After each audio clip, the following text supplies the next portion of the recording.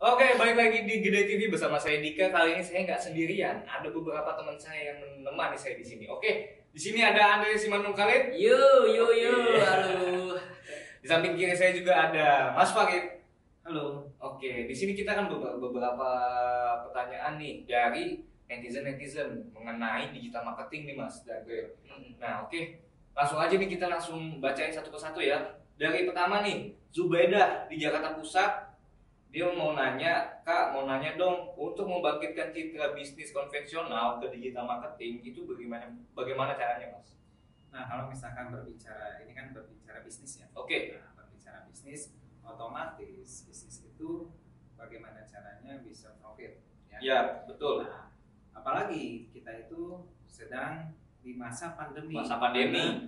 Karena pandemi ini merusak daripada kestabilan daripada bisnis. Betul. Nah, bagaimana caranya bisnis ini bisa profit, yaitu mengubah cara bisnisnya. Oke. Nah, salah satunya itu mereka harus mengikuti daripada tren yang sedang ada ya. Ya, Oke. tren yang ada seperti digital marketing ini. Oke. Nah, semua kegiatan bisnis itu kita alihkan, yaitu dari misalkan dari berinteraksi dengan konsumen, Ya. terus dari cara transaksi pembayaran dan yang lainnya.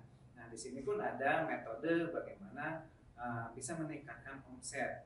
Nah, otomatis bisnis yang kita bangun ini biar bisa stabil itu semua harus menggunakan via digital atau kalau misalkan lebih mudahnya harus serba online. Betul. Nah, menurut Anda gimana nih? Dari awal yang tadinya bukan digital, sekarang mau pindah ke digital, gimana tuh, Bre? Nah, oke Dik, kali ini buat dari pandangan sendiri ya, dari pandangan kita masing-masing ya. Kalau kita bermain di apa maksudnya istilahnya kita nggak coba untuk bermain di digital, kita akan apa namanya? Ke bawah arus yang begitu aja ya. Iya, jadi kita itu nggak ngikutin arus zaman. Betul. Jadi di satu tinggalan sisi pas itu. Iya, di satu sisi kita merugi bisa, terus juga kita bisa menutup usaha lebih cepat bisa. Ya. Jadi kita juga usaha juga harus cari cara juga nih gimana pelanggan kita bisa bertambah, mendapatkan pelanggan yang baru, juga bisa menjual produk yang lebih banyak. Ya. Betul. Karena kan sekarang bisnis apapun ya Mas ya, kalau kita lihat juga ada yang kurang dari beberapa orang yang sudah tutup nih perusahaan juga nih, dari B2B-nya juga sama B2C-nya juga udah tutup nih sekarang, retail ya kan. Memang betul, karena mereka itu kan tidak bisa mengikuti zaman yang mungkin sekarang serba digitalisasi. Iya. Jadi itu semua perusahaan tergerus. Nah, otomatis kita sebagai katakanlah untuk menyeimbangkan bisnis itu kan melakukan beberapa cara. Yang pertama, keuntungan kita serba online itu untuk kalangan yang kecil pun itu bisa peluang daripada marketnya itu bisa sama dengan perusahaan besar. Betul. Karena di dunia digital apalagi di internet ini itu sama rata, baik daripada perusahaan besar ataupun kecil. Karena si konsumen itu melihat daripada produknya. Itu makanya jangan khawatir buat teman-teman yang baru katakanlah mau memulai usaha, itu peluang yang sangat bagus gitu. Oke. Ya, itu jawabannya dari kita semua, Mbak Zubaidah. Oke, bisa lanjut kita next pertanyaan yang kedua. Ini dari ini anak muda nih kayaknya, saya lihat dari profilnya nih, cantik soalnya. Oke, ini dia mau nanya mengenai membangun jiwa entrepreneur nih Mas.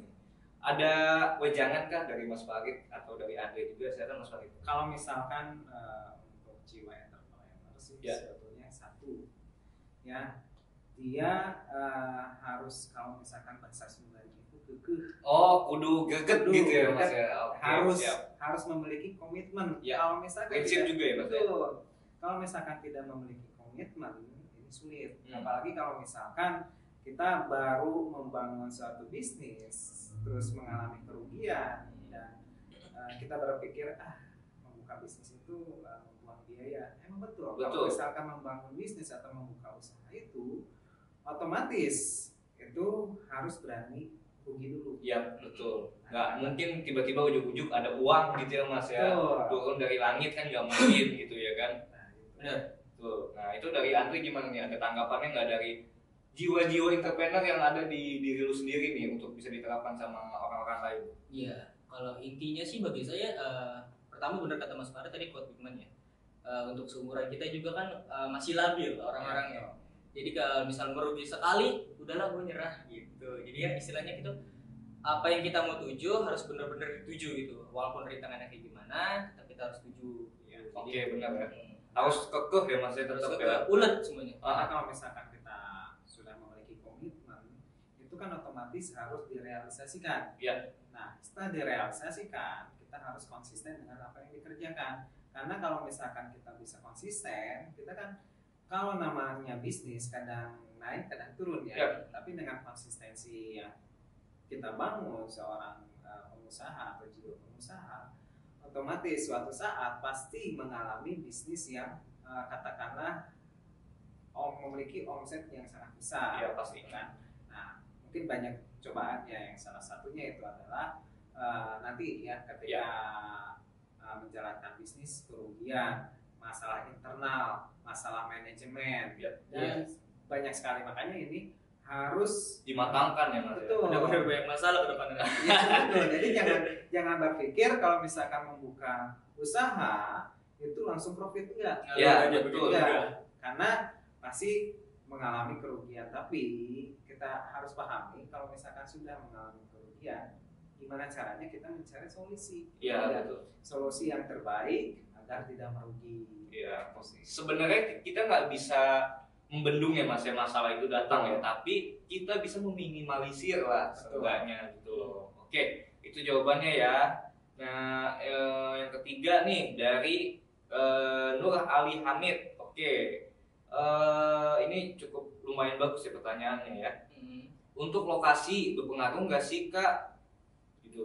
Untuk dari lokasi mungkin menurut dia ini lokasi tempat jualannya kali Mas. Oke. Nah kalau misalkan berbicara lokasi usaha ya. Iya, lokasi usaha. Untuk konten atau misalkan kita cara offline ya, atau misalkan sudah banyak orang lakukan. Iya. Itu sangat berpengaruh kalau misalkan kita berjualan secara offline ya. Karena bisa kita lihat dengan semut ya, katakan konsep semut di mana banyak pengunjung, banyak katakanlah bahasa lainnya itu banyak trafficnya, itu semakin banyak juga keuntungan. Karena lokasi bisnis itu kita harus cari lokasi yang benar-betul strategis. Nah, kalau misalkan kita berbicara masalah digital, di dunia digital itu tidak mempengaruhi. Karena dengan banyak sekali metode-metode pemasaran yang ada di dunia digital ini itu akan meningkatkan omset. Kalau lokasi itu pun dimanapun bisa, bahkan lokasi di gang atau di kos-kosan dengan pemasaran yang sangat apik itu bisa meningkatkan omset yang sangat tinggi. Gitu. Jadi tinggal buat teman-teman di rumah itu memilih apakah mau cara secara konven atau misalkan secara offline atau secara digital. Jadi dipilih aja, betul, secara online. Karena di kedua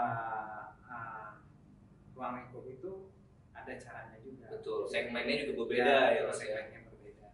Oke, Andre. Nah tadi Mas Farid udah ada dapat jawaban nih dari Andre nih kali ini. Gimana nih Andre? Masalah ini bisa terpecahkan nggak nih menurut lu?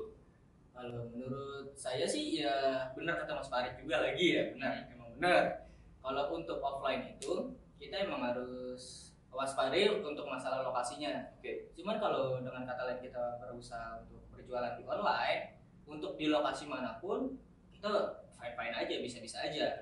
Karena juga selain trafficnya kita juga bisa memantau lebih lebih detail ya? Lebih detail melalui online. Jadi semua iklan, semua apa juga lebih gampang kalau kita melalui online. Beda lagi kalau kita misalnya pakai offline atau kita masih bisa harus cek brosur lah, apalah. Kalau untuk usaha retail atau usaha yang lain yang udah membutuhkan brosur. Cuma kalau untuk media sosial kita atau namanya kita masuk ke dunia online itu udah berkurang sama sekali sih. Udah berkurang, malah udah nggak kepake sebenarnya ya. Karena kan sekarang juga kita tahu sendiri nih, kayak misalnya di TikTok. Di TikTok juga kita bisa berjualan, bisa buat soft selling ya, maksudnya bisa buat hard selling juga di situ. Karena semua tuh bisa dikemas dengan cara ya pintar-pintarnya Anda gitu. Nah, kalau misalnya Anda bisa punya jiwa entrepreneur itu tumbuh dari diri Anda sendiri, pasti Anda bakal percaya diri ya Mas ya. Ya, karena saya juga ada cerita nih. Itu di pelosok, yaitu hanya berjualan pakaian itu bisa sampai omsetnya jutaan, bahkan ratusan juta ya. Karena itu dia di areanya itu di Sulawesi kalau nggak salah Sulawesi, dan itu kan sangat jauh ya, sangat jauh daripada, dan mereka banyak konsumennya bahkan di area Jawa. Oh gitu, iya. Dia memanfaatkan teknologi internet. Betul.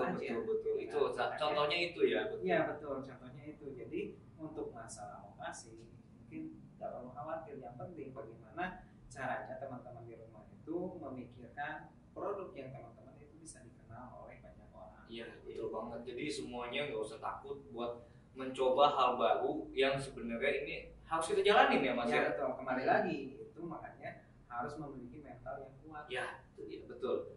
Oke, kali ini kita cukupin dari sini dulu aja. Mungkin nanti buat guiders yang mau bertanya lagi mengenai pertanyaan-pertanyaan mengenai digital marketing, bisa langsung DM atau enggak email di Go Digital di bawah sini ya. Oke. Nanti bisa langsung cek aja, dan jangan lupa untuk subscribe channel ini, dan juga tetap jiwa kalian yang membentuk diri kalian sendiri untuk maju.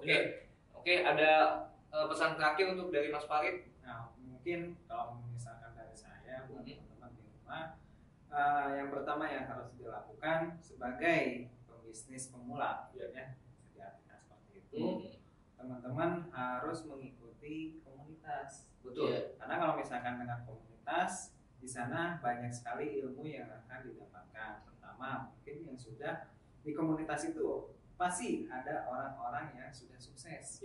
Sukses dalam artian sudah mengalami pasang surutnya, jatuh bangunnya bisnis ya. Dan di sana pun kita bisa menggali ilmu bagaimana sih caranya saya berjualan, dan di sana ada banyak sekali ilmu yang bisa didapatkan. Nah, menurut Anda gimana nih untuk wejangan generasi-generasi milenial yang seumuran kita nih, Dre? Oke, untuk generasi yang seumuran dengan saya, pesan dari saya yang pertama adalah konsisten. Terus yang kedua, mau jatuh bangun karena dalam membentuk usaha dari awal itu nggak semulus apa yang dikatakan orang lain. Betul. Jadi nggak selamanya kita tuh enak. Nanti kalian juga bisa dapat masalah ke depan begitu. Nah, kalian tuh harus perkuat mental di situ. Pertama mental dulu. Iya, istilahnya pembuktian untuk kedepannya kalian itu supaya dapat pembelajaran lah. Ya, betul. Gimana yang salahnya, gimana yang benarnya. Atau nanti kedepannya juga pasti mendapatkan kesuksesan yang kalian impikan. Oke, betul. Yang penting konsisten aja dulu. Siap. Oke.